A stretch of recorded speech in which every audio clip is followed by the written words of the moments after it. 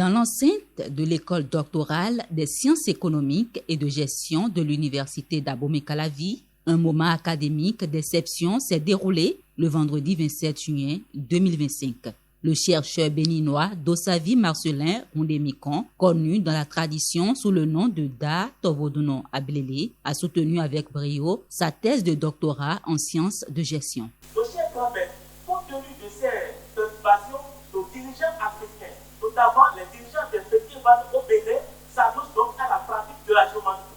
D'abord, quand on parle de phare, c'est un terme employé par les fonds du Bénin. Les Yoruba parlent du phare. Alpha, c'est appelé par les Nina.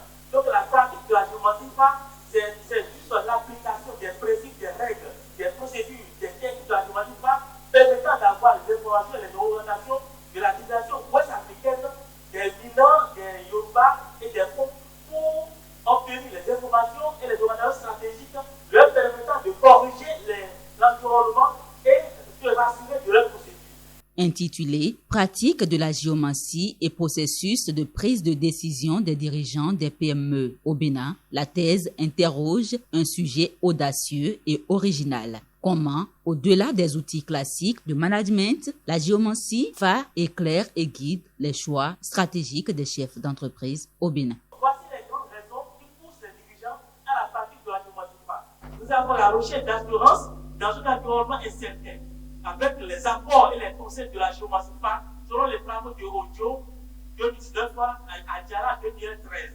Nous avons aussi la quête de prospérité et d'amélioration des performances du bien-être général tout en surmontant les moments difficiles, d'après les travaux de Médénion et Mapal 1989 et Vanou.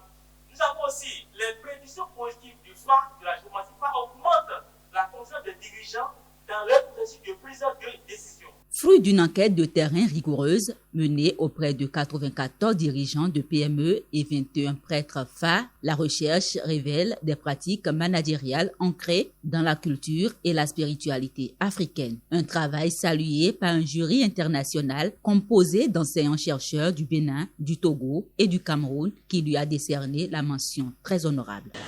Le jury retient que vous avez traité un sujet d'actualité pertinent d'un intérêt pratique. Que vous avez mobilisé des théories pertinentes, adopté une méthodologie rigoureuse qui vous a permis d'aboutir à des résultats intéressants. Et que vous avez effectué donc une très bonne défense. Sur la base de ces constats, le jury vous juge digne d'être élevé au grade de docteur de l'université d'Abomey-Calavi en sciences de gestion avec la mention très honorable. Parents, amis et collègues ont répondu présents pour partager cet instant de consécration. Pour eux, cette thèse soutenue par le nouveau docteur, une première de l'histoire académique, constitue une lettre de noblesse au savoir traditionnel dans la gestion des entreprises africaines.